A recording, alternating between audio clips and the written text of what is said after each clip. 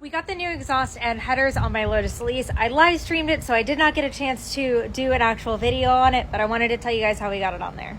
I'm repainting the car, so obviously the clam was already off, which was a huge thing because I needed to remove the rear clam in order to get to the headers and exhaust.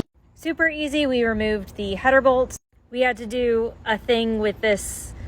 This controls my pulleys, so we had to kind of like adjust it a little bit. I don't know how to describe it, but yeah, we had to use 2 wrenches to kind of move that around. Take off the heat shield. I am not putting this back on, and you can't make me.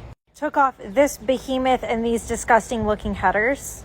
Everything in here was absolutely disgusting. So once we got the headers off and the exhaust, we went in. I took a wire wheel to a lot of the stuff in here. It's not perfect, but it's better than it had. And then right on the surface here and on the surface of the headers, I went in with the razor blade just to get any debris off of it. Debris, whatever. Wiped both surfaces down with acetone and then used, you can see a little bit of it here, that is high temp gasket maker. I bought this exhaust used. I swear to God, it came with this system. So Daniel and I went to the store and we got this to put it on because the stock one had the hanger built into it, so we needed to make something to replace that. Plugged back in both my O2 sensors. These are bad, but that's a problem for another day. I don't care right now. I live in Florida. Most importantly, torqued all of these bolts down and tightened the rest of the bolts. It's super important that you torque all of the bolts holding on the headers down to spec.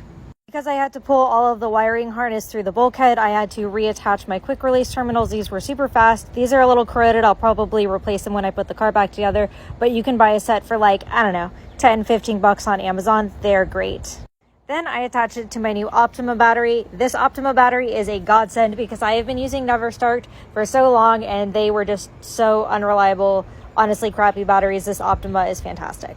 Then for the first time in several months, we got to crank it over.